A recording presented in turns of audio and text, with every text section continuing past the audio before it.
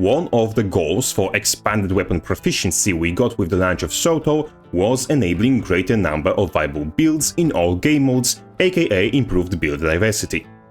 However, if you have eyeballs of your own and play Guild Wars 2's versus modes, you may have seen what players are running and came to the conclusion that some classes play oddly similar builds across their elite specs, or only one of 3 specs sees regular play.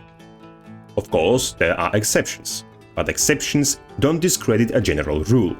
And said general rule is that Soto's selling point, that is unshackling spec weapons and adding new ones, as well as balance patches closely preceding and following it, damaged build diversity and general feel of Guild Wars 2's versus modes more than EOD could ever dream of.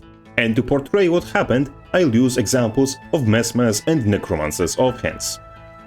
If you look at Mesmer's offhands in general, you'll quickly notice that they are all leaning towards defenses and utility, with offhand Sword bringing a riposte, Focus a projectile denial bubble, and Torch bringing a cleanse with invisibility.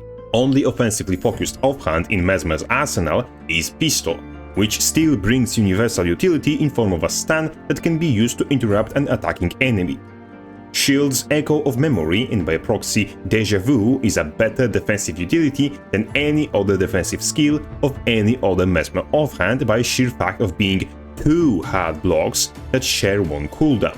Summon a Phantasm to retaliate against your foe and apply slow to the enemy and protection to you. To which must be added that its sequence has a 10-second grace period, where skills like Rip or Defiant Roar have 4 seconds. This isn't just the strongest block in Mesmer's arsenal, but a strong contender for the best block in the game. And if that wasn't quite enough, Tides of Time grants boons in AoE and launches a wave that stuns all enemies it passes through, then returns to the player, repeating the CC and restoring a portion of its own cooldown. I don't think I have to explain this. The AoE is quite wide and moves back and forward, covering large dynamic area, can hit multiple targets, grants boons and reduces its own cooldown. It's a lot for one button. With CC being applicable as both offensive tools to ensure your own damage and as defensive tool to prevent enemy from damaging you, combination of best-in-slot defensive skill with a very good broadly applicable ranged AoE CC skill, Mesmer's shield is objectively better than most other Mesmer's offhand, unless you require a specific effect, like stealth to finalize your build. As for my second example, Necromancer, why Pistol Torch became priority pick even for power reapers. Firstly, Oppressive Collapse, Torch 5, applies CC like Sword and Warhorn do, however unlike Sword and Warhorn, it applies Knockdown. Knockdown is much more useful CC, especially for melee or short-range builds, as unlike Fear, it doesn't automatically send your opponent away from you. Sure, Fear can be very funny around ledges, especially in World v World. However, Knockdown is just more broadly applicable and can be chained easier with other CCs, on top of which Oppressive Collapse is an AoE knockdown, which can set up a whole groups of enemies for collective ass-whooping, where AoE Fear would only send them all in different directions, ruining any potential follow-up.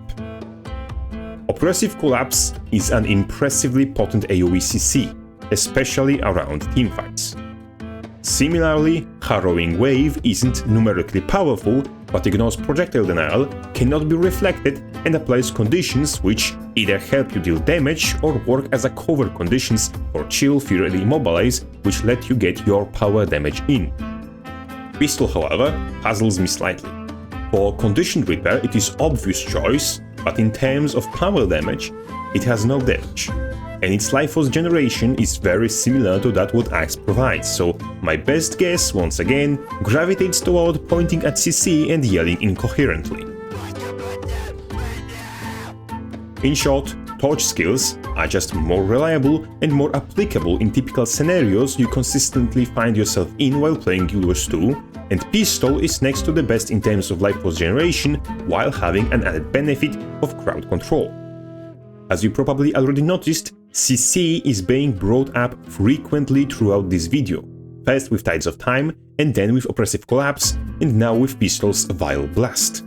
And we are yet to even mention Phantom Razor, Mirage's Dagger Ambush, having a daze available as frequently as you can spam all of your 15 invulnerabilities. We haven't mentioned Revenant's hammer buffs either, nor we mentioned the addition of Mace Ranger or new Storm Spirit, Blood Moon and Chuck Striker, all dropping at roughly the same time, adding 3 never-before-seen dazes to Ranger's toolkit, while new Turtle skill bringing forth the 4th.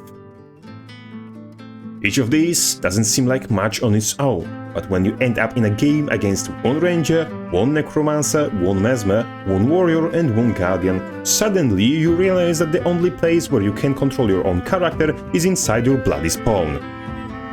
Example of the games I used at the background for this video. Out of 4 Rangers, 1 was playing Blood Moon Day Spam Druid with Maces and Storm Spirit, 2 were playing Hammer Mace Untamed, and the 4th swapped to it after the first game. Both Reapers ran Torch, with at least 1 also running Pistol, on top of which we had a Dragon Hunter with Axe Shield and Sanctuary, then Hammer Firebrand, 1 of Thieves was a Spectre, and only Mesmer in the bunch ran this Dagger Days thing I already complained about. Currently, all Rangers, Warriors and Necromancers are heavily incentivized to play with as much CC as possible. Sure, Warrior received a viable healer build and can play Berserker to some extent, but still the most effective way to play Berserker is Akim's Skull Grinder, the atrocious dogshit that shouldn't be in the game. Further than this, classes that aren't forced into CC spam playstyle yet are still leaning towards it more and more as the time goes on, with more and more changes like God's Hammer and Heaven's Bomb buffs. That, if left unaddressed, will make the meta eventually devolve into a stun measuring contest, as defeating your opponents by preventing them from playing the game in the first place is easier and more reliable than actually outplaying whoever you're fighting, especially if the CC you're throwing is ranged, AoE or spammable, hydrated one forbid, all 3. Especially in teamfights, you may explode from getting hit with 1 CC, and nearly every build in the game has at least 1 CC skill to throw your way. With 3 classes already playing with 7 CC skills on average in their most popular builds, and the rest slowly creeping in the same direction, we are in for a jolly time if that trend doesn't change. Because of some spec weapons effectively filling multiple niches at the same time better than half of the class they were glued to the side of, and Arena plugging holes in roles with just more CC, expanded weapon proficiency and Soto's entire balance period led to thinning the meta and increase of the amount of CC at play. Only saving grace GW2 has in this regard is that CC countermeasures available, like stability and stun breaks, are pretty strong to compensate. Unfortunately, increase in power and prevalence of CC only means more countermeasures are necessary, even further stifling already range-filled goulash that is build diversity in PvP and World v World. Positive changes, buffs and additions may lead to negative results if aren't done with necessary amount of consideration. Spec weapons need to be rebalanced and in some cases soft reworked, to add instead of detracting from build diversity in versus modes, and the amount of CC, especially ranged and AoE CC, needs to be re-evaluated and reconsidered. The more CC in the game, the more time will players on average spend not playing the game, whether that's by getting stunlocked or by quitting the mode after getting stunlocked 1 too many times.